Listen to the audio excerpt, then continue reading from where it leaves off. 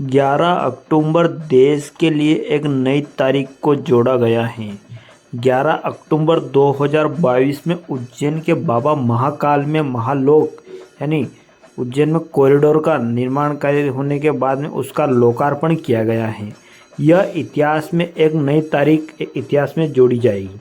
आपको बता दें कि देश के प्रधानमंत्री नरेंद्र मोदी के द्वारा इस कॉरिडोर का लोकार्पण किया गया है। मध्य प्रदेश के मुख्यमंत्री शिवराज सिंह चौहान सहित देश भर एवं राज्य के कई लोग यहां पर एकत्रित हुए और देश की संस्कृति के साथ में यहां पर काफ़ी संख्या में लोग पहुंचे और संस्कृति को देखने के साथ में इस कॉरिडोर का देश के प्रधानमंत्री श्री नरेंद्र मोदी के द्वारा लोकार्पण किया गया है। हम आपको यहाँ की पूरी झलकियाँ दिखाएंगे, देखिए।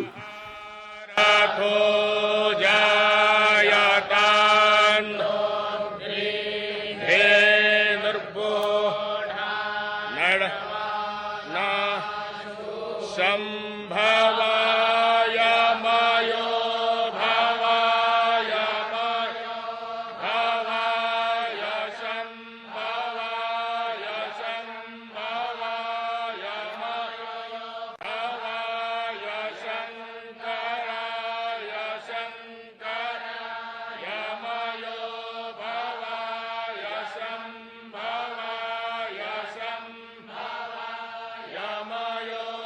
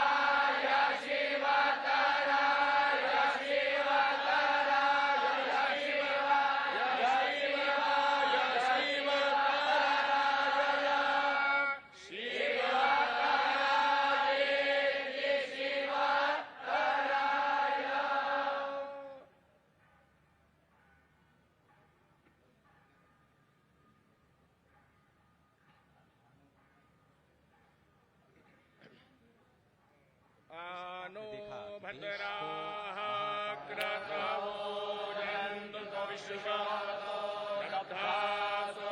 अपरीकास उद्भिदाः देवानो यथा सदमिद्वृधे असन्नप्रायो रक्षितारो दिवे दिवे देवानां भद्रा सुभद्र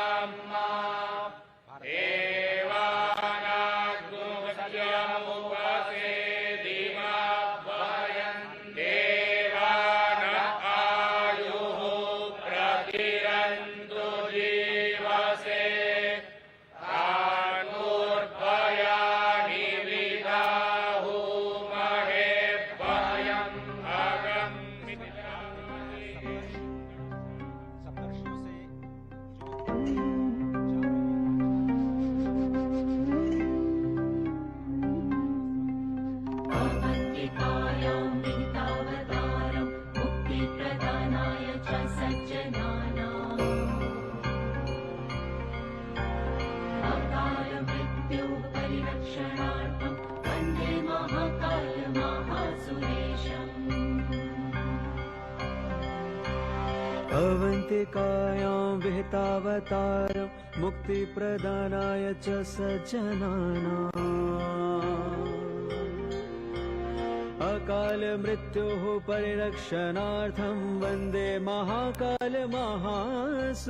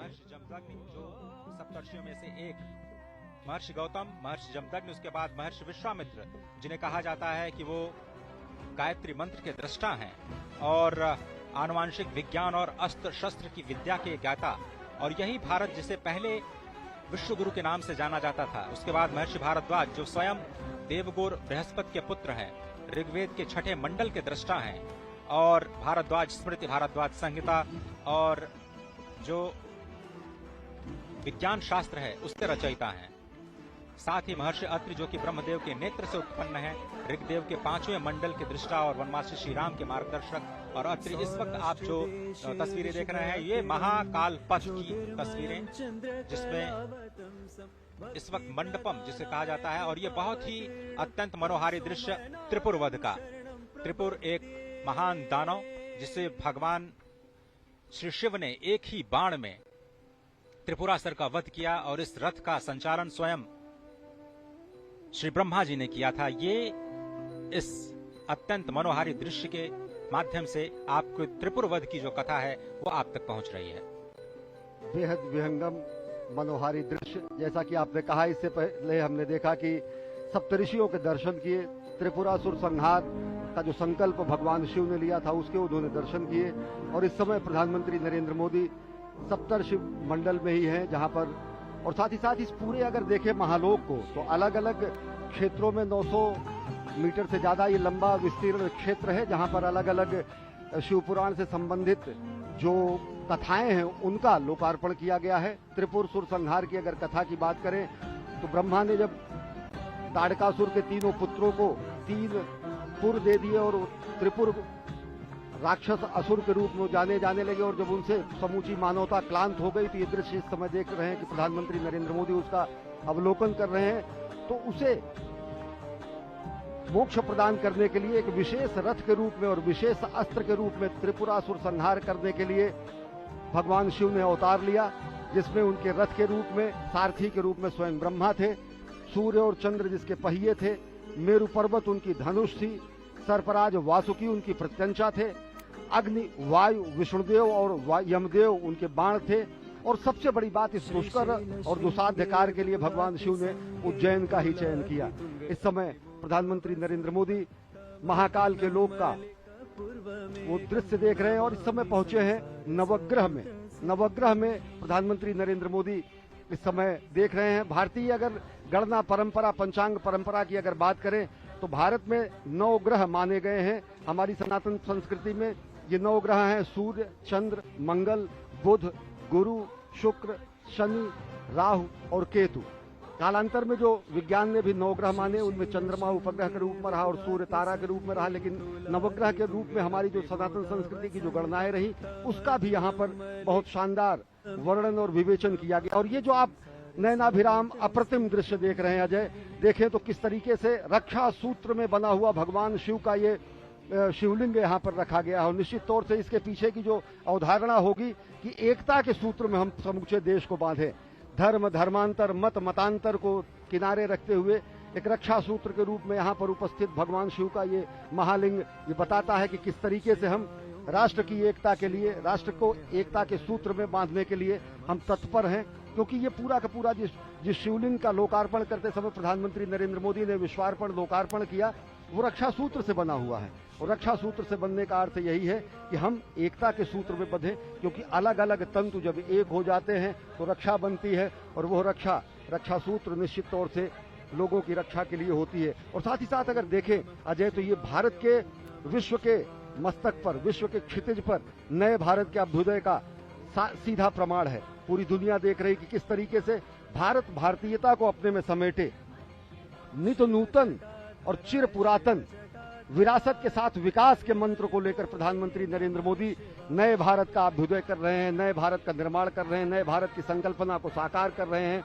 और इस समय प्रधानमंत्री नरेंद्र मोदी इस 900 मीटर से ज्यादा लंबे महाकाल कॉरिडोर जिसे कहा जाता है, और जिसे कहा जाता है महाकाल का लोक, महाकाल के लोक का महालोकार्पण करने के बाद अब प्रधानमंत्री नरेंद्र मोदी जा रहे हैं इस पूरे विस्तीर्ण क्षेत्र का भ्रमण करने के लिए। और सबसे बड़ी बात अजय, जैसा आपने बताया था कि यहाँ की दरो दीवार पर शिवपुराण से संबंधित एक एक कथाओं का विधिवत चित्रण किया गया है। चाहे वो गंगा अवतरण का दृश्य हो, चाहे वो असुरों के वध का दृश्य हो, चाहे वो भगवान के अलग अलग अवतारों की रूप हो, चाहे वो संदीपनी और भगवान अस्थि का दान करने वाले दधीच के पुत्र को मोक्ष प्रदान करने का दृश्य हो। और जैसा कि अभी हम एक बार फिर देख रहे हैं, ताड़कासुर के वध के बाद त्रिपुरारी जब कहा गया भगवान शंकर को, त्रिपुरारी यदि त्रिपुर असुरों के वध करने के बाद कहा गया, और उसका बेहद विहंगम नैनाभिराम दृश्य यहाँ पर स्थापित किया गया है। भगवान गणेश की मूर्ति, भगवान कार्तिकेय की मूर्ति, माता पार्वती, भगवान शंकर, यानी कि भगवान शंकर का समूचा दरबार और परिवार यहाँ पर स्थापित है महाकाल के इस महाप्रांगण में। अजय, तो ये शिव वाटिका जो इस वक्त आप देख रहे हैं, ये त्रिपुरारी हनन का दृश्य बार बार आपकी स्क्रीन पर। इस वक्त प्रधानमंत्री मोदी अब जो त्रिवेणी मंडपम है उसकी ओर, जो आप दृश्य देख रहे हैं वो त्रिवेणी मंडपम का दृश्य है। और इस वक्त प्रधानमंत्री मोदी का जो काफिला ई कार्ड के जरिए अब महाकालेश्वर पथ की ओर धीरे धीरे बढ़ता हुआ, तो महाकाल लोक का लोकार्पण अब किया जा चुका है। और अब धीरे धीरे जिसे महाकालेश्वर पथ कहा जाता है, जो अब इस प्रथम चरण में जो नंदी द्वार हैं वहां से शुरू होता है। और ये 900 मीटर से ज्यादा लंबा ये पूरा का पूरा महाकालेश्वर पथ, यहाँ से आपको भगवान शिव के जो अवतार हैं, भगवान शिव की जो लीलाएं हैं, भगवान शिव के नाम, भगवान शिव के गुण, उनकी कथाओं का मंचन करते हुए आपको चित्रवृत्तियां दिखाई देंगी जो आपको एक अद्भुत दुनिया में ले जाती हैं। और तकनीक का भी बहुत ही जबरदस्त इस्तेमाल यहाँ पर किया गया है, जिसमें अगर आपको इन भित्ति चित्रों पर जो कथाएं जिसे आप नहीं समझ पा रहे हैं, आप बारकोड के स्कैन के जरिए आप वहां तक पहुंच सकते हैं और वहां की जो कथाओं को आप आसानी से तकनीक के माध्यम से उसके बारे में जान सकते हैं, उनके बारे में पढ़ सकते हैं। तो तकनीक का इस्तेमाल युवाओं को लुभाने की कोशिश, सभी पर्यटकों को आकर्षित करने की कोशिश, महाकालेश्वर पथ। और इस वक्त आप देख रहे हैं कि प्रधानमंत्री मोदी कैसे हर एक चरण के जो हर एक आयाम है उनका अवलोकन करते हुए, और मुख्यमंत्री इस वक्त उनकी मदद करते हुए इस पूरे के पूरे महाकाल लोक के अलग अलग जो आयाम हैं, अलग अलग जो प्रतिष्ठाएं हैं, उनके बारे में बताते हुए। और इस वक्त आप देख रहे हैं कि धीरे धीरे वो महाकालेश्वर पथ की ओर जाते हुए अब यही पथ आपको सीधे महाकाल के मंदिर के मुख्य द्वार तक ले जाएगा, जहां पर आप अपनी पूजा अर्चना अपने तरीके से संपन्न कर सकते हैं। और अगर आप समझें तो ये पूरे के पूरे पथ में जो सुविधाएं हैं पर्यटकों के लिए वो विकसित की गई हैं, और मकसद यही है कि स्मार्ट सिटी के तौर पर उज्जैन को एक विकास दिया जाए। और केवल स्मार्ट सिटी ही नहीं बल्कि सांस्कृतिक शहर के रूप में भी उज्जैन को जाना जाता है। और जिस तरह से सभ्यता, संस्कृति, विज्ञान और तकनीक का एक अद्भुत और अनोखा संगम आपको इस वक्त दिखाई दे रहा है महाकालेश्वर पथ पर, जहां पर पैदल चलने की भी व्यवस्था है और ई कार्ड से भी चलने की भी व्यवस्था है। जिस पथ से प्रधानमंत्री इस वक्त जा रहे हैं, कल से जनता के लिए खोल दिया जाएगा और आम जनता कल से ही इस पथ का प्रयोग करते हुए चाहे तो पैदल और चाहे तो ई कार्ड के माध्यम से भगवान श्री महाकालेश्वर के मुख्य मंदिर की ओर जाने के सफर पर निकल सकते हैं और साथ ही जो शिवलोक के कथाएं हैं उनको अपने आप में समाहित करने की प्रक्रिया को भी समझ सकते हैं, जान सकते हैं। निश्चित तौर से अजय अगर देखें तो ये अकल्पनीय दृश्य है। जिस तरीके से रुद्र सागर का पुनरुद्धार हुआ, जिस तरीके से रुद्र सागर को विस्तार दिया गया, जिस तरीके से रुद्र सागर का विस्तारीकरण करने के बाद सौंदर्यीकरण किया गया, उस तरीके से ये सही मायने में अगर देखें तो अद्वितीय है, अतुलनीय है, अप्रतिम है, अनुपम है। और ये जो छटा आप देख रहे हैं, इस समय देश देशांतर के अनेक मनीषी, महामंडलेश्वर और साथ ही साथ सनातन संस्कृति के ध्वजवाहक यहाँ पर साक्षी बन रहे हैं। महाकाल की इस धरती पर असंख्य देव और साथ ही साथ अन्य लोगों के साथ जो चराचर में व्याप्त है, निश्चित तौर से अगर देखें तो ये सनातन संस्कृति की धर्म ध्वजा का विश्व के पटल पर लहराने जैसा है। और साथ ही साथ अगर देखें तो ये एक स्वप्नद्रष्टा की साधना के सफल होने का परिणाम है। ये अजय देखें तो संकल्प से सिद्धि का परिणाम है। ये राष्ट्र सेवक की साधना का ये कर्मफल है। और साथ ही साथ कर्मयोगी प्रधानमंत्री नरेंद्र मोदी के दिशा निर्देशन में बना हुआ ये महाकाल का लोक आदि योगी को दी गई सही और सच्चे मायने की कार्यांजलि है। पुष्पांजलि अर्पित की उन्होंने अभी महाकाल के दरबार में, और अब कर्तव्य परायण स्वरूप में कार्यांजलि अर्पित कर रहे हैं सनातन संस्कृति के दिव्य प्रकाश स्तंभ के रूप में, जो कि महाकाल के महालोक के रूप में आज जिसका लोकार्पण किया गया है। एक और बहुत ही महत्वपूर्ण जानकारी जो मैं आप सभी के साथ साझा करना चाहता हूं अश्विनी, वो ये कि आप इस वक्त जो दृश्य अपने टीवी स्क्रीन पर देख रहे हैं वो भारत का पहला नाइट गार्डन है। ये भारत का सबसे लंबा टेम्पल कॉरिडोर है, जिसे आप महाकालेश्वर पथ के तौर पर अब आज से जानेंगे। महाकाल लोक का ये महाकालेश्वर पथ इस वक्त भारत का सबसे लंबा कॉरिडोर, काशी कॉरिडोर भी आपने देखा, वो 300 मीटर करीब उससे 3 गुना ये जो लंबाई है। और इस वक्त जो दीवारों पर जो कथाएं चित्रित की गई हैं वो कैसे उकेरी गई हैं और कैसे सभी संतों से, सभी महर्षियों से विचार विमर्श करने के बाद किन श्लोकों को वहां पर उद्धृत किया जाना है। और इस पूरे के पूरे जो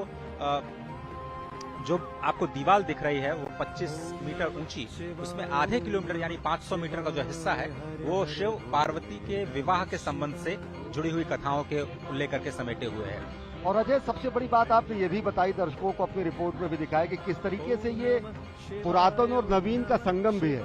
इन सभी भित्ति चित्रों पर उससे संदर्भित एक बारकोड लगाया गया है। उस बारकोड को कोई भी श्रद्धालु, कोई भी दर्शनार्थी आके उसको स्कैन कर सकता है, और अगर जब वो स्कैन करेगा तो सीधे वो वेब संजाल के वेब पेज के उस वेब पेज पर पहुंच जाएगा, जो कि जहां पर उससे संदर्भित कथा कही गई है। तो पूरा का पूरा शिव पुराण के पुरातन स्वरूप को नवीनतम रूप में व्याख्यायित करते हुए, और ये 108 स्तंभों की जो ये वलयावली है, जो ये अहोरात्र चलने वाला महायज्ञ जैसा है, जो असंख्य दीपों से सुसज्जित इस समय उज्जैनी है, निश्चित तौर से अगर इसका साक्षी बनने के लिए हम, आप और साथ ही साथ ये समूचे सनातन संस्कृति के लोग धन्य हैं, क्योंकि ये एक तरीके से कायांतरण है। ये महालोक का निर्माण समूचे उज्जैन और उस परिसर का कायांतरण है, रूपांतरण है, जो नयनाभिराम स्वरूप में आप देख रहे हैं। अजय, स्वागत है आप सभी का भारत के पहले नाइट गार्डन में। इस वक्त जो आप तस्वीरें देख रहे हैं, श्री महाकाल लोक के नाइट गार्डन में भगवान शिव की लीलाओं पर आधारित ऐसी 190 मूर्तियां स्थापित की जानी हैं। 2 चरणों में ये कार्यक्रम संपन्न होना है। अभी तो सिर्फ पहला चरण पूरा हुआ है। स्मार्ट सिटी परियोजना के तहत उज्जैन को विकसित करने की ये जो योजना है, उसके दूसरे चरण का कार्य मार्च 2024 तक पूरा होने की संभावना, उम्मीद जताई जा रही है। जैसा कि अभी आपने सुना, 108 स्तंभ स्थापित किए गए हैं, जिसमें भगवान शिव और उनके गढ़ों की विभिन्न मुद्राएं बनी हुई हैं। और आप देखें, स्वयं महाकाल के रूप में जो लोक कलाकार हैं और 750 से ज्यादा लोक कलाकार देश के अलग अलग हिस्सों से अपने कार्यक्रम का, सांस्कृतिक कार्यक्रम को प्रदर्शित करते हुए इस वक्त आपकी टेलीविजन स्क्रीन पर नजर आ रहे हैं। श्री महाकाल लोक में 18 फीट की 8 प्रतिमाएं हैं, जिसमें नटराज, भगवान शिव के पुत्र गणेश और कार्तिकेय, दत्तात्रेय अवतार, पंचमुखी हनुमान, चंद्रशेखर महादेव की कहानी, शिव और सती और समुद्र मंथन जैसे विहंगम दृश्य शामिल हैं। उसके बाद थोड़ी सी उससे कम ऊंची 15 फीट की जो प्रतिमाएं हैं, उनकी संख्या 23 है, जिसमें आपको शिव के तांडव नृत्य का एक तरह से अवलोकन करने को मिलेगा। और ये जो आप देख रहे हैं मूर्ति, वो भगवान शिव के विवाह की जो झांकी है वो दिखा रही है। और इसके साथ ही जो मध्य प्रदेश की पारंपरिक लोक कला है, कैसे आप अध्यात्म के जरिए अपने आप को जोड़ पाते हैं, वो इसमें शिव नृत्य और शिव के विवाह के जो प्रसंग हैं, उनके माध्यम से भगवान शिव के लोक में आपको ले जाने की तैयारी करता हुआ ये महाकाल का लोक, जिसमें आप शिव नृत्य के साथ साथ 11 रुद्र, उनके महेश्वर अवतार, भगवान शिव के अघोर अवतार, ये आप देखें। विषपान, अमृत मंथन के बाद जो विषपान के दृश्य हैं वो आपको दिखाई दे रहे हैं। साथ ही जो अघोर अवतार के साथ साथ काल भैरव, शरभ भैरव, खंडोबा अवतार और वीरभद्र द्वारा किया गया जो दक्ष वध है, उसकी भी मूर्तियां आपको यहां पर स्पष्ट तौर पर दिखाई देंगी। शिव बारात आपने देखा, उसके बाद मणिभद्र अवतार, भगवान श्री गणेश और कार्तिकेय के साथ जो पार्वती, जिसका जिक्र हमारे साथी अश्विनी जी कर रहे थे कि शिव वाटिका का निर्माण किया गया है। तो यहाँ पर 4 वाटिकाएं बनाई गई हैं, जिसका हम आपको लगातार उसके बारे में बताते रहेंगे। और इस महाकाल लोक में 11 फीट की 17 प्रतिमाएं स्थापित की गई हैं, जिसमें प्रवेश द्वार पर आपने देखा भगवान श्री गणेश, उसके बाद अर्धनारीश्वर, अष्ट भैरव, ऋषि भारद्वाज, वशिष्ठ, विश्वामित्र, गौतम, कश्यप, जमदग्नि, जो आपने सप्तर्षि के जो मूर्तियां देखी वो शामिल हैं। बहुत ही अद्भुत जो प्रतिमाओं का दर्शन और उसके साथ साथ जो भगवान शिव की जो शिवत्व का दर्शन है, वो आप कैसे दृश्यों के माध्यम से अपने आप में समाहित करते हुए भगवान श्री महाकालेश्वर मंदिर की अपनी यात्रा को धीरे धीरे आगे बढ़ाते हुए और अत्याधुनिक सुविधाओं का आनंद लेते हुए कैसे आप अध्यात्म के सफर पर चल सकते हैं और कल ही से इस योजना का या फिर कहें इस सुविधा का लाभ उठा सकते हैं, वो अब राष्ट्र को समर्पित हो चुका है। स्वागत है आप सभी का महाकाल लोक में, स्वागत है आप सभी का भारत के पहले नाइट गार्डन। ज्योतिर्मयं चन्द्रकलावतंसं भक्तिप्रदानाय कृपावतीर्णं तं सोमनाथं शरणं प्रपद्ये। संकल्पना है सही मायने में यहाँ पर इस समय धरती पर उतर आई है और सब कुछ इस समय शिवोहम के स्वरूप में हो चुका है। न मे द्वेष रागो न मे द्वेष रागो न मे लोभ मोहो मदो नैव मे नैव मात्सर्य भावः न धर्मो न चार्थो न कामो न मोक्षः चिदानंद रूपः शिवोहम। अगर शिव को व्याख्यायित करने की कोशिश की जाती है तो कहा जाता है न द्वेष है, न राग है, न लोभ है, न मोह है, न मद है, न मात्सर्य है, न धर्म है, न अर्थ है, न काम है, न मोक्ष है, चिदानंद रूप है। और वह रूप जो सत्य, चित और आनंद को व्याख्यायित करता है, और वह रूप जो सही मायने में आज देखें तो आज रुद्रसागर के तट पर, पुण्य सलिला क्षिप्रा के तट पर, उज्जैन नगरी में इस समय विलक्षण क्षण के हम सहभागी बन रहे हैं। हम देख रहे हैं ये नयनाभिराम दृश्य किस तरीके से कायांतरण हुआ है, किस तरीके से रूपांतरण हुआ है, किस तरीके से कलेवर बदला हुआ है। और सही मायने में अगर देखें तो अगर एक सशक्त नेतृत्व होता है, स्पष्ट दूरगामी लक्ष्य होता है, अगर दूरदृष्टा का संधान होता है और संकल्प होता है, तो ये प्रमाण है कि किस तरीके से संकल्प की सिद्धि होती है। अजय, प्रधानमंत्री नरेंद्र मोदी के दिशा निर्देशन में ये पूरा का पूरा निर्माण कार्य किया गया है मध्य प्रदेश सरकार द्वारा। आप इस सफर को जारी रखें। सिर्फ मैं एक छोटी सी जानकारी आपके साथ और अपने दर्शकों के साथ साझा करना चाहता हूं। ये जो नाइट गार्डन आप देख रहे हैं, ये अद्भुत इसलिए है क्योंकि ये आत्मनिर्भरता की कहानी है। ऐसा इसलिए क्योंकि इस पूरे प्रांगण में सौर ऊर्जा से संचालित करीब 450 किलोवाट ऊर्जा का उत्पादन होता है और इससे करीब जो 80% विद्युत का उत्पादन या जो उपभोग है, जो इस वक्त आप देख रहे हैं नाइट गार्डन में किया जा रहा है, वो यही के प्रांगण में जो सौर ऊर्जा स्थापित की गई है 450 करीब 450 किलोवाट के संयंत्र के द्वारा 80% जो हिस्सा है वहीं से आ रहा है। इसलिए मैं कह रहा हूं कि ये आत्मनिर्भरता की कहानी है और पूरे विश्व तक इस कहानी को ले जाना इसलिए जरूरी है क्योंकि भारत सक्षम है वो करने में जिसकी कल्पना आप कर सकते हैं, जिसके बारे में आप सोच सकते हैं। और आप देख रहे हैं मलखम्ब अजय, इसके बारे में बताएं, ये पूरा का पूरा कितना ये विलुप्त होती है हमारी विरासत थी और जिसको पुनर्जीवित करने का कार्य प्रधानमंत्री नरेंद्र मोदी ने किया। और ये बहुत ही अद्भुत, ये माधव न्यास संचालित जो मलखम्ब की पूरी प्रक्रिया है वो आप इस वक्त देख रहे हैं। और यही इसी संस्थान का जो छात्र हैं, छोटे छोटे छात्र हैं, वो राष्ट्रीय स्तर पर अपनी एक अलग पहचान भी बना चुके हैं। और यहाँ के कई जो छात्र हैं वो स्वर्ण पदक विजेता भी हैं राष्ट्रीय खेलों में, जो मलखम्ब से संबंधित जो प्रतियोगिताएं होती हैं। तो इसके बगल ही भारत माता का मंदिर है जहाँ पर मलखम्ब के बच्चों को शिक्षा दीक्षा दी जाती है। उसके बगल में ही आद्य द्वितीय गुरु संघ चालक को संबंधित और उनको लिए समर्पित माधव सेवाश्रम है। और साथ ही साथ ये जो विलक्षण हम देख रहे हैं कि ये जो हमारी कला थी, जो हमारा ये ज्ञान था, जो हमारा ये कर्तव्य था, जो हमारा व्यायाम था, जो कि कहीं लुप्त हो रहा था, उसको जो है पुष्पित, पल्लवित, संवर्धित और स्थापित करने का प्रयास प्रधानमंत्री नरेंद्र मोदी ने किया। और देख रहे हैं आप भारत माता का मंदिर, जो कि महाकालेश्वर भक्त निवास भी यहाँ पर है और महाकाल के प्रांगण से ही सटा हुआ ये भारत माता का मंदिर है।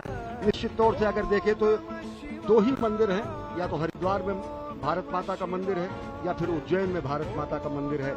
हम उस संस्कृति के हैं अजय, जो हम कहते हैं कि माता पृथ्वी पुत्रो अहम, माता पृथ्वी है और हम उसके पुत्र हैं। हम ऐसे उस सनातन संस्कृति के हैं जो हम कहते हैं कि हम अपनी जन्मभूमि को माँ के सदृश मानते हैं। हम उस संस्कृति के हैं जो ये कहते हैं कि जननी जन्मभूमिश्च स्वर्गादपि गरीयसी। हम उस सनातन संस्कृति और भारत भूमि की पूर्ण भूमि के हैं जो कि ये बताते हैं कि जीवन का क्षण क्षण और शरीर का कण कण राष्ट्र के लिए समर्पित होना चाहिए। और इन्हीं ध्येय वाक्यों को आगे लेते हुए और राष्ट्र निर्माण के प्राण प्रण से जुटे हुए इस राष्ट्र साधक के संकल्पना के साकार होने का आज दिन है, स्वप्न दृष्टा के स्वप्न के साकार होने का दिन है। ये विहंगम दृश्य खुद बताता है कि किस तरीके से पूरा का पूरा इस परिसर का कायांतरण हुआ है, रूपांतरण हुआ है, दिव्य अलौकिक छटा मिली है। अजय, कुमुद सरोवर का दृश्य आप देख रहे हैं। और जिस तरह से हमने पहले कहा कि यहाँ पर जितने भी विद्युत का उत्पादन किया जाता है वो पूरे के पूरे इसी प्रांगण में प्रयोग किया जाता है। ऊर्जा के उत्पादन के लिहाज से 80% आत्मनिर्भरता प्राप्त की जा चुकी है। और बहुत ही समझना इसलिए भी आवश्यक है एक और बात कि सुरक्षा की दृष्टि से भी जो तकनीक का इस्तेमाल इस पूरे प्रांगण में किया गया है वो अभूतपूर्व है। 24 घंटे यहाँ पर विशेष सर्वेलांस कैमरों के जरिए निगरानी की जा रही है, क्योंकि इसमें बहुत बड़ी संख्या में लोग आने वाले हैं। अगर आप देखें जो नंदी द्वार है वहां से करीब 20,000 लोग एक साथ प्रवेश कर सकते हैं। महाकाल के परिसर में अगर हम समझें तो हर घंटे 1 लाख से ज्यादा लोग महाकालेश्वर के दर्शन कर सकते हैं। इतने लोगों पर निगरानी रख पाना बहुत ही मुश्किल कार्य होता है। और इसीलिए हम कह रहे हैं बार बार कि आर्टिफिशियल इंटेलिजेंस का इस्तेमाल करते हुए एक बहुत ही उन्नत और अत्याधुनिक कमांड एंड कंट्रोल सेंटर बनाया गया है, जिसके जरिए जो सर्वेलांस कैमरों की मदद से जो integrated command and control centre है पूरे परिसर की 24 घंटे निगरानी की जाएगी। और इस परियोजना का जो पूरा उद्देश्य है इस क्षेत्र में जो भीड़ भाड़ पहले थी उसको कम करना और किस तरह से जो विरासत संरचनाओं का संरक्षण करना, और साथ ही साथ जो इस परियोजना के विस्तार के जरिए यहाँ पर पर्यटन को बढ़ावा देना है, अर्थव्यवस्था को भी बढ़ावा देना है, आत्मनिर्भरता को भी बढ़ावा देना है, समृद्धि को भी हमें दिखाना है, अपने सांस्कृतिक धरोहर को सहेजना भी है। इन सभी कार्यों का जो संगम है वो आपको इस महाकाल के इस नए लोक में इस वक्त भारत के पहले नाइट गार्डन के रूप में, एक विहंगम दृश्य के रूप में, जिसमें इस वक्त आप रुद्र सरोवर के साथ साथ महाराज विक्रमादित्य का टीले के साथ साथ आप देख रहे हैं ये दृश्य, जो आप या फिर कहें कि भारत माता के मंदिर के साथ साथ जो मंदिर का मुख्य शिखर है वो भी आपको बहुत ही आसानी से दिख रहा है। अप्रतिम विहंगम दृश्य, नयनाभिराम दृश्य। और अजय, जैसा आपने बताया कि भारत ने ही प्रधानमंत्री नरेंद्र मोदी के अध्यक्षता में और उनके नेतृत्व में इंटरनेशनल सोलर अलायंस की स्थापना की। और यहाँ इस पूरे परिसर का जो प्रकाश की व्यवस्था की गई है वो सौर ऊर्जा द्वारा संचालित है। ये होता है दूरदृष्टि।